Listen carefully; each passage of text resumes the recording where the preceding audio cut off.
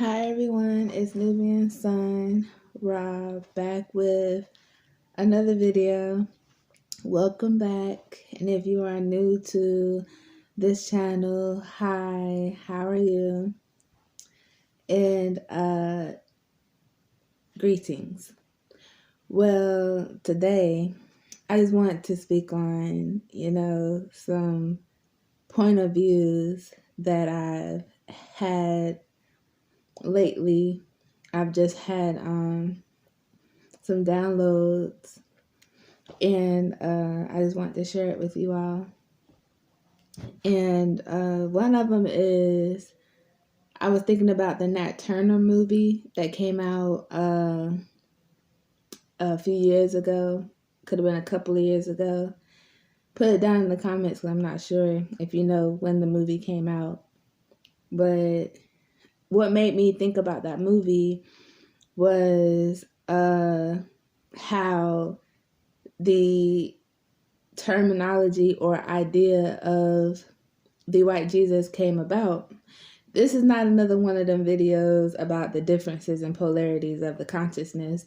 This is a perspective of the way that it was introduced to the Africans or the indigenous people of the land. Okay, so the indigenous people of the land had their own God that they were worshiping. There was multiple gods, and they understood the consciousness and the aura and the concept of what the God-like frequency was or is. So I don't think it's too much about like if it was skin color wise, like black or white, I think it is just the way the Europeans brought it about. It's where the disconnect happens. And a lot of people miss that part. And whenever they are confronted with that fact, it's like they dismiss it because of personal perceptions from experiences, or maybe they're just too brainwashed or whatever. And I say this because in the Nat Turner movie, Nat Turner was a preacher for the white folk at their church, and they chose him because of his presence. He had a godlike presence, but he did not realize that until he got older. So he was able to be used as a tool in a pawn. And that's what happens a lot of times whenever we do not know who we are and what our purpose are. We are used as pawns and are doing the work of what I would say the system that we all work so hard to keep up running. Every day we run it. And I just feel like when it comes to color at that point, it's like everyone pretty much threw that out the window because, there's a whole bunch of controversy about the black and white thing. At this point, color should be the last thing we're thinking about because now we are fighting against wickedness versus righteousness, right and wrong. And a lot of people will say, like, there is no right or wrong. And I'm like, okay, well, if you want to put it that way, there's no right or wrong. We should be able to compromise on setting people free to be able to live separately from wickedness if that's what they want to do. Because that's one thing that the system is holding on to. They are holding on to souls that do not belong to them. And they do not want to physically free us. So we have to do the inner work to free ourselves. And that's my whole point for this video. Freeing ourselves from mental captivity, from being a pawn. Now, I don't want to make this a race thing because it don't have anything to do with race. I'm specifically speaking on the Black community because we are families that produce Black children, you know, and with the system and the way that it's ran, we are a casualty of war to the point where whenever we speak on the Black community and our issues that we have with being treated unfairly, everyone thinks it's a hate crime when we're not the ones that built America to be racist, to be judgmental, to be prejudiced. We just built it laborly, labored it, carried it.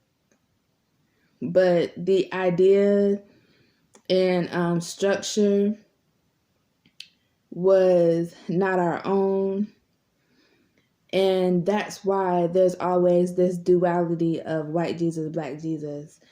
You know, I asked a Christian one time, I was like, is they the same person? And she was like, yeah, but couldn't really explain to me how it's the same person, you know? But that's when I thought about that perspective, like, you know, with the indigenous people of all shades of brown, laboring, carrying the industrial system, and so that makes us the soul, the body of the system, and they are the brains, basically.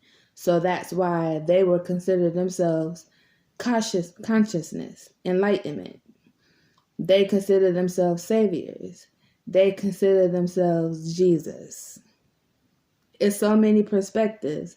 That's just one of many. But how I'm about to tie it into what I'm saying is, so Nat Turner was basically telling all the other people of color in bondage, the Africans, the indigenous, he was telling them that they should obey their masters and, you know, teaching the Bible. And in the Bible, it's a lot of truth in it, but with the fact that the white men, slave owners, were actually having him teach it, and they were behind him when he was teaching it, you know?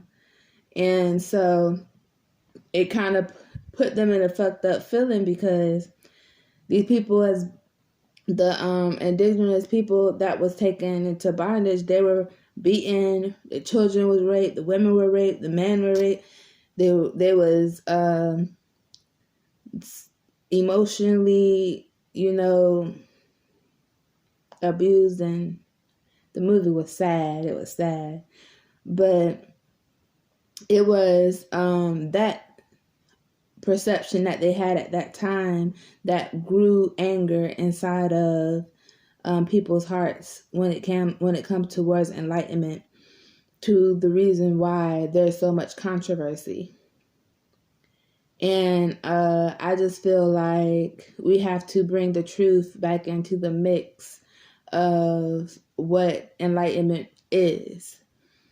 and make clear of those concepts and perceptions that were made by people that were casualty of war, taken into bondage, and actually still bred children that didn't know anything else but what they were seeing, what they were taught.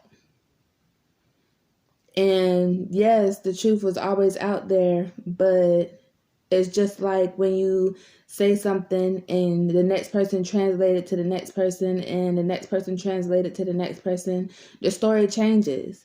We talk about that all the time, how the Bible changed so many times. It was stuff added and taken away. So with that being said, whenever anyone ever speak about black and white, God consciousness, enlightenment, evil, things have to be specified. And for things to be specified, I feel like we should look at things from a different perspective.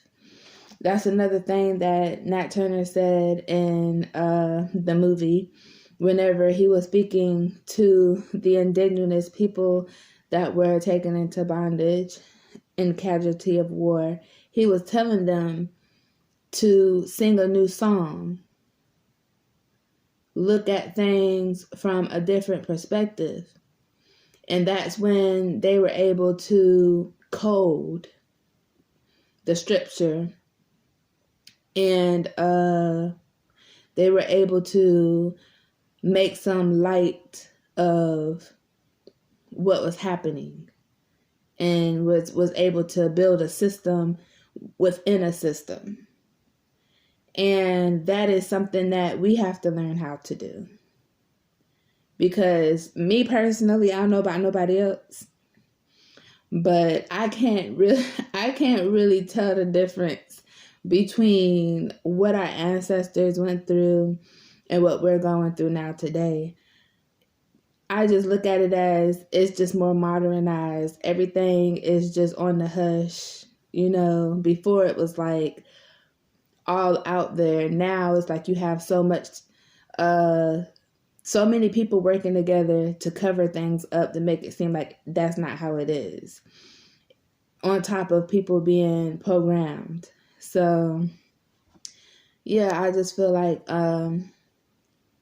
if we were to come up with a perspective, like a language that everyone can understand to where we can actually hear each other, and it's about respect and reasoning, and that's what they had to do, because there was a whole lot of what they call house Negroes. You had the field Negro, you have the house Negro. Same thing now today. You have the rich and the poor, or what they call middle class and the poor. And I just feel like it's like that on different levels and spectrums of the grid, Like, there's a whole lot of people that would say that people that have a lighter aura are house Negroes, because they would be considered white. We would be considered white. And, the white people, the white man, the oppressor, and that ain't got no relation. Let me tell you. Okay, so it's just the misunderstanding of exactly what I was saying at the beginning of this video, the perception, the way we look at things, because if you really want to think about it, there was a little boy, story time. There was a little boy that, children can see.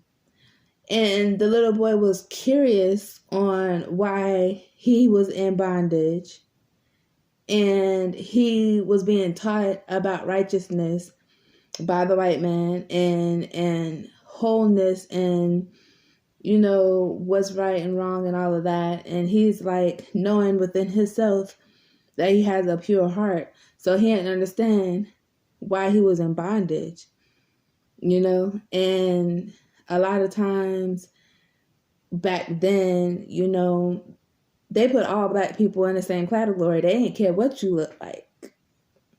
We was all the same to them, and it's the same thing now today. It just further divides us when we do it within ourselves as a community outside of what's already being done. I just feel like something got to give, because if not, I know one thing's for sure, is that enlightenment does exist, and those with it will not perish. Those with enlightenment will not perish, because the thing about it is, this is a spiritual war. The World War III we're going through is spiritual. You have to be able to see through the illusions. And if you're brainwashed, if you have a